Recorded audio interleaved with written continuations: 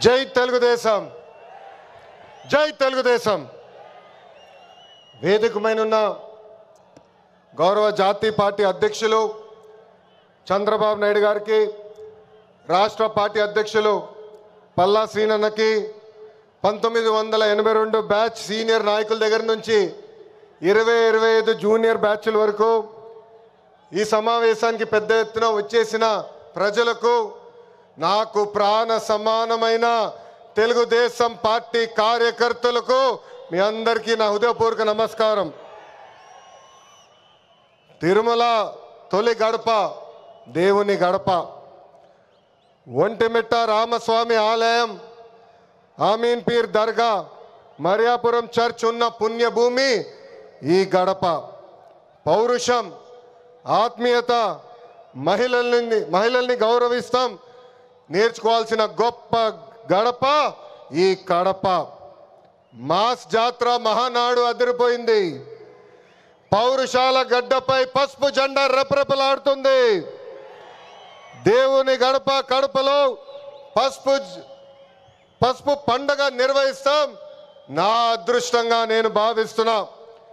2024లో mass victory మనందరం చూసాం, చరిత్ర కూడా తిరిగి రాశాం.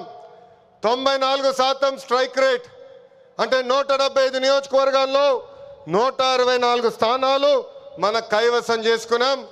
ఇది ఒక రికార్డు కాదు, ఆల్ టైమ్ రికార్డ్ అని సభాముఖం మీకు తెలుపుతున్నా. ఇది తెలుగుదేశం పార్టీ కార్యకర్తల నాటు దెబ్బ. జెండా బీకేస్తా అన్నారు, వాళ్ళు ఇప్పుడు పార్టీ కార్యాలయానికి టూలెట్ బోటు పెట్టుకుని పారిపోయే పరిస్థితి. పార్టీ లేకుండా చేస్తా అన్నారు, అడ్రస్ లేకుండా పోయే పరిస్థితి. వై నాట్ 175 అన్నారు, ప్రజలు ప్రతిపక్ష హోదా కూడా ఇవ్వని పరిస్థితి. మన బొమ్మలు పెట్టి బాక్సింగ్ చేశారు, ప్రజలే ఇప్పుడు ఫుట్బాల్ ఆడుకునే పరిస్థితి. ఏ తప్పు చేయని మన అధినేత చంద్రబాబు నాయుడు గారు బంధించారు. ప్రజలు ఏకంగా ఆ నాయకుడిని ప్యాలెస్లో పెట్టి తాళాలేసి లాక్ చేసే పరిస్థితి. మన నాయకులు ట్రెండ్ ఫాలో అవ్వరు, ట్రెండ్ సెట్ చేస్తారు. సినిమా స్క్రీన్ అయినా, పొలిటికల్ స్క్రీన్ అయినా ఆయన ఒక లెజెండ్.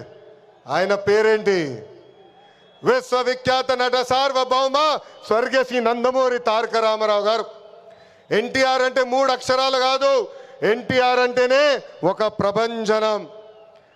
ఆయనే రాముడు, ఆయనే కృష్ణుడు, ఆయనే భీముడు, ఆయనే అర్జునుడు, ఆయనే కరుణుడు, ఆయనే ప్రజల గుండెల్లో దేవుడు.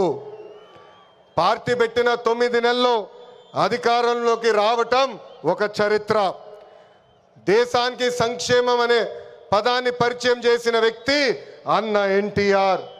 2 రూపాయలకే కిలో బియ్యం, 50 రూపాయలకి హార్స్ పవర్ విద్యుత్, జంతా వస్త్రాలు, పక్కా ఇల్లు, గురుకుల పాఠశాలలు, మధ్యాహ్న భోజనం, ఇట్లా చెప్పుకుంటే రోజంతా పడుతుంది. అన్న ఎన్టీఆర్ చేసిన సంక్షేమ కార్యక్రమాలు చెప్పేదానికి. సంక్షేమంలోనే అన్న ఎన్టీఆర్ ఒక బ్రాండ్. ఇంకా తెలుగువారు ప్రపంచం మొత్తంలో పెద్ద పీట వేసింది మన బ్రాండ్ సిబిఎన్. సిబిఎన్ అంటే డెవలప్మెంట్, సిబిఎన్ అంటే సంక్షేమం, సిబిఎన్ అంటే మనందరి ధైర్యం. అప్పుడు ఐటీ, ఇప్పుడు ఏఐ, అప్పుడు హైటెక్ సిటీ, ఇప్పుడు క్వాంటమ్ వ్యాలీ, అప్పుడు సైబరాబాద్, ఇప్పుడు అమరావతి. చాలని 200 రూపాయల పెన్షన్ని 2000 రూపాయలు పెంచారు. ఇప్పుడు భారతదేశంలో ఏ రాష్ట్రం ఇవ్వని విధంగా 4000 రూపాయల పెన్షన్ మన చంద్రన్న అందిస్తున్నారు. అన్న క్యాంటీన్, డ్వాక్రా, దీపం, పేదల చిరునవ్వు మన నాయకుడు చంద్రబాబు నాయుడు గారు. మనకి ప్రతిపక్షం కొత్త కాదు, మనకి అధికారం కొత్త కాదు. 2019 నుంచి 24 వరకు విధ్వంస పాలన మనందరం చూసాం. ప్రశ్నిస్తే కేసులు, నా పైన కూడా 23 కేసులు పెట్టారు. పోరాడితే ఏకంగా అరెస్ట్ చేశారు. వేదిక మీద చాలామంది నాయకుల్ని ఆనాడు అరెస్ట్ చేశారు. ఎన్ని ఇబ్బందులున్నా, ఎన్ని కేసులు పెట్టినా మనం ఆనాడు ఒకే డైలాగ్ చెప్పాం. ఏంటది? ఆ డైలాగ్ ఏంటి? తగ్గేదే లేదు.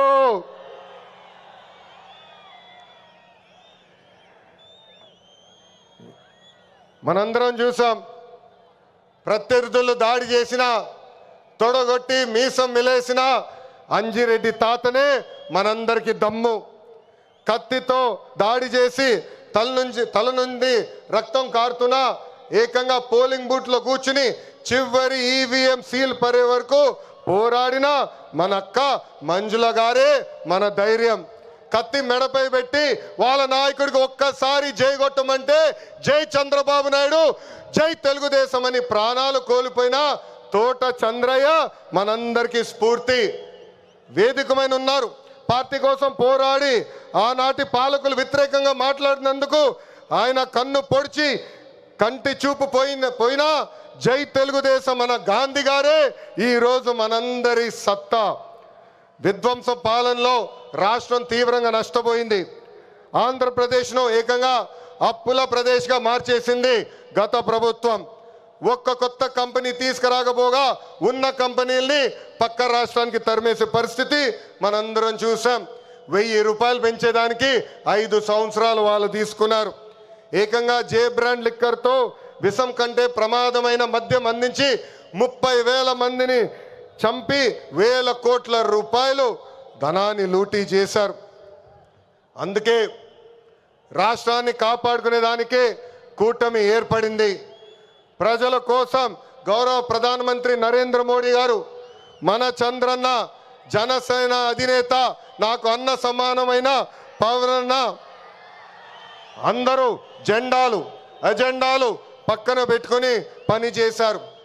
ప్రజలు మన్ని ఆశీర్వదించారు, కూటమిని ఆశీర్వదించారు. ప్రజాప్రభుత్వం ఈరోజు ఏర్పడింది. ఎన్ని ఆర్థిక ఇబ్బందులున్నా ఇచ్చిన ప్రతి హామీ కూటమి ప్రభుత్వం నిలబెట్టుకుంటూ ముందరికెళ్తుంది.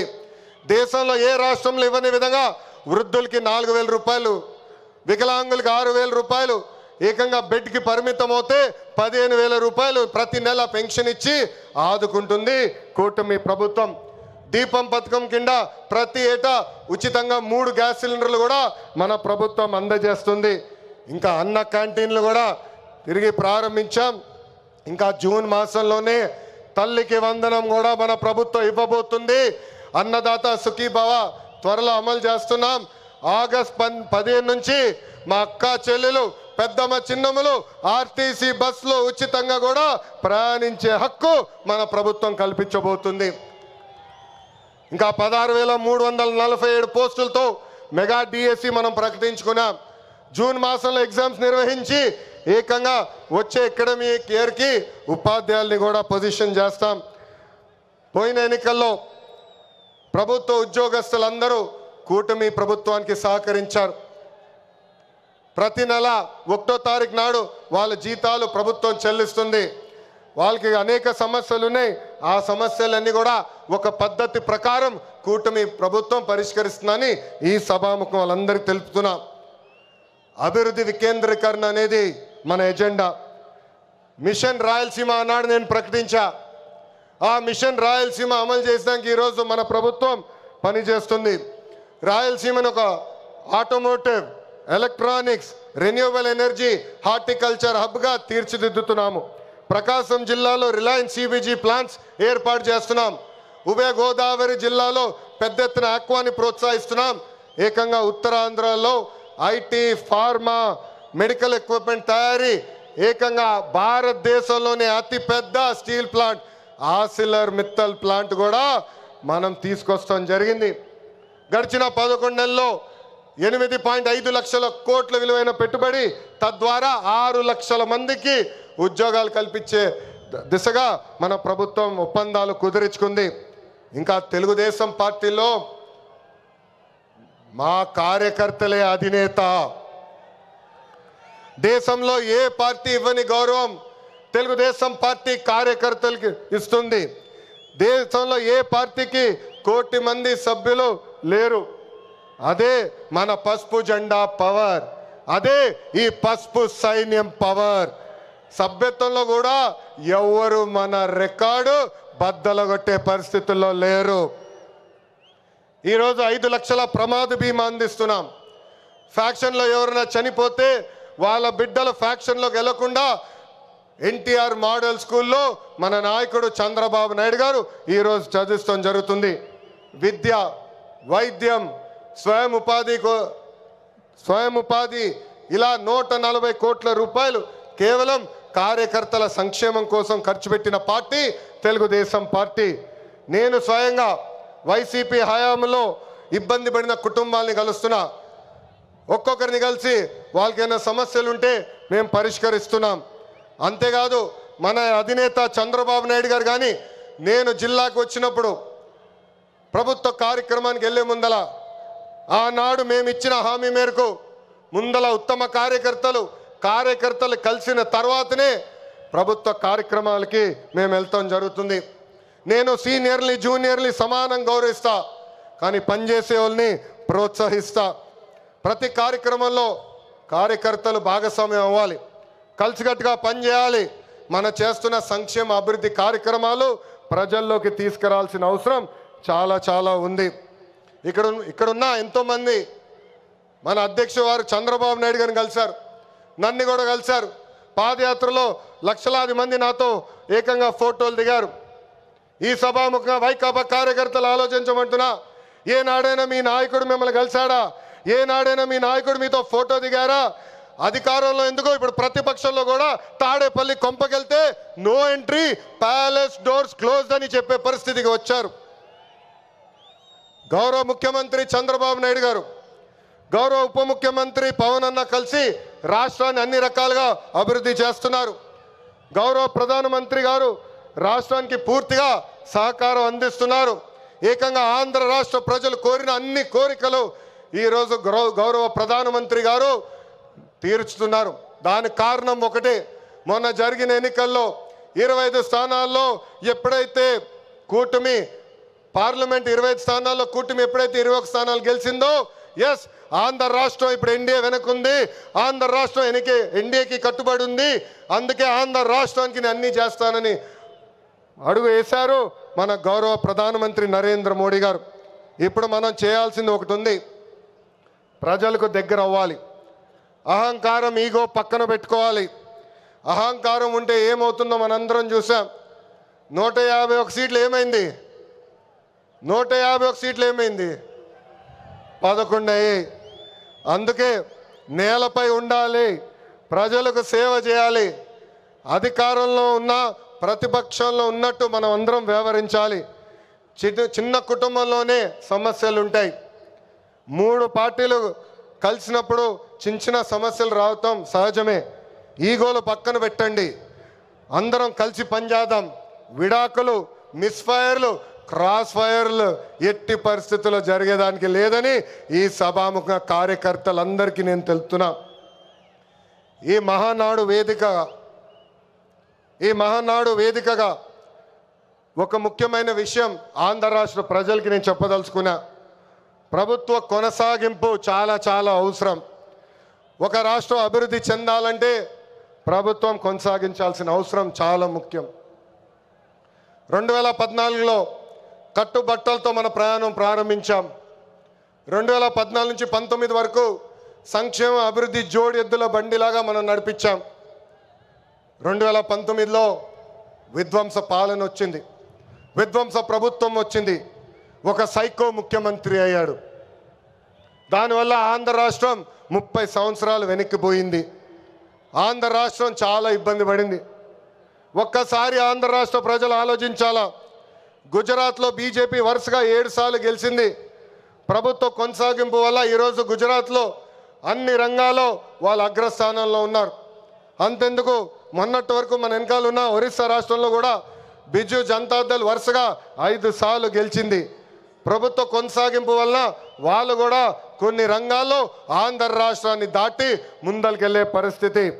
ఉమ్మడి రాష్ట్రంలో తెలుగుదేశం పార్టీ ఒకసారి వరుసగా గెలిచింది.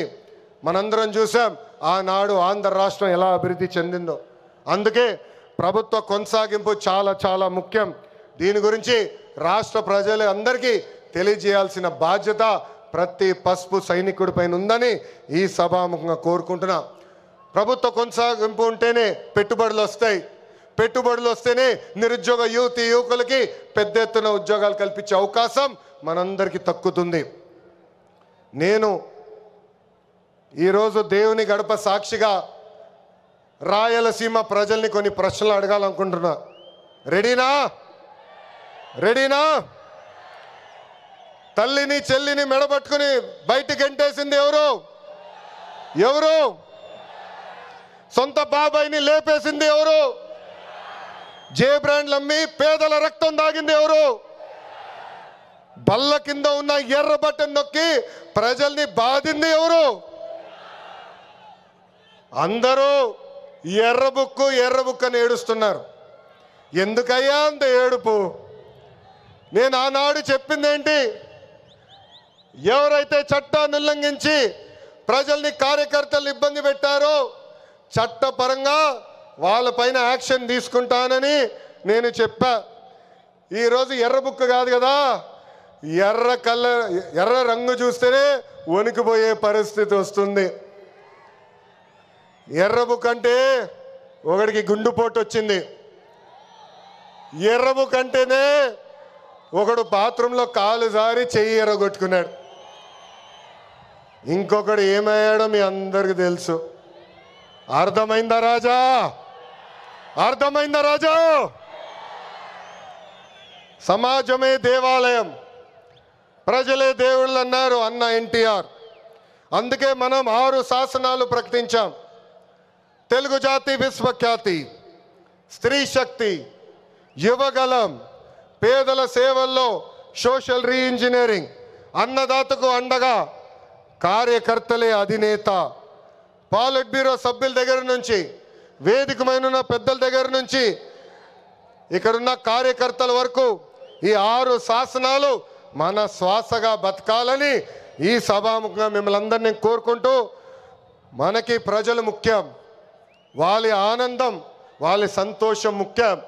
అహర్నిశలు కష్టపడాలా, వాళ్ళకి అందుబాటులో ఉండాలా. తిరిగి 2029లో మళ్ళీ కూటమి ప్రభుత్వాన్ని గెలిపించాలని ఈ సభాముఖంగా కార్యకర్తలందరూ తెలుపుకుంటూ, ఎప్పుడు మా ఇంటి తలుపు మీకోసం తెరుచుంటాయి. నేను మొన్నే చెప్పా, గ్రామ పార్టీలో ఏమైనా సమస్య ఉంటే మండల్ పార్టీని కలవాలి, మండల్ పార్టీలో సమస్య ఉంటే నియోజకవర్గ కమిటీని కలవాలి, వాళ్ళకి సమస్య ఉంటే ఏకంగా జిల్లా కమిటీ కలవాలి. వాళ్ళు కూడా సమస్య పరిష్కారం కాకపోతే ఎప్పుడు నవ్వుతున్నాం మన అధ్యక్షుల వారు పల్లా శ్రీనివాస్ గారిని కలవాలి. ఆయన వల్ల కూడా అయిపోతే మీ లోకేష్ మీకు అండగా నిలబడతారు. మీ సమస్య పరిష్కరించే బాధ్యత నేను తీసుకుంటానని పసుపు సైన్యానికి ఈ సభాముఖంగా నేను హామీ ఇస్తూ, ఈరోజు గౌరవ ముఖ్యమంత్రి గారు చంద్రబాబు నాయుడు గారు వేదిక పైన వచ్చినప్పుడు ఒక పాట పెట్టారు. ఆ క్షణంలో నాకు చాలా బాధ వేసింది. ఎందుకంటే ఆ పాట వినిన తర్వాత గౌరవ ముఖ్యమంత్రి గారిని నేను రాజమండ్రి జైల్లో మొదటిసారి కలిసిన సంఘటన గుర్తొచ్చింది. చాలా బాధ వేసింది.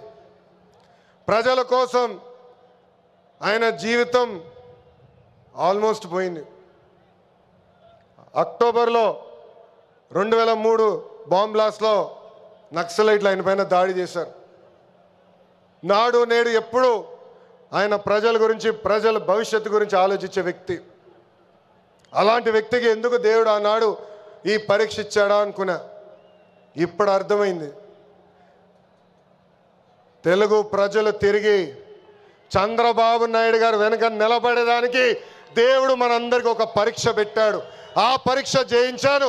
అందుకే ఈ రాయలసీమ గడ్డ తెలుగుదేశం పార్టీ అడ్డ అని తెలుపుకుంటూ, నాకు ఇంత అద్భుతమైన అవకాశం ఇచ్చిన ఈ పసుపు సైన్యానికి పేరు పేరున నా హృదయపూర్వక ధన్యవాదాలు తెలుపుకుంటూ మీ అందరి దగ్గర నుంచి సెలవు తీసుకుంటున్నా.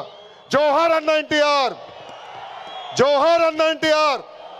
చంద్రబాబు నాయుడు గారి నాయకత్వం, చంద్రబాబు నాయుడు గారి నాయకత్వం. వందే వందే, జై హింద్.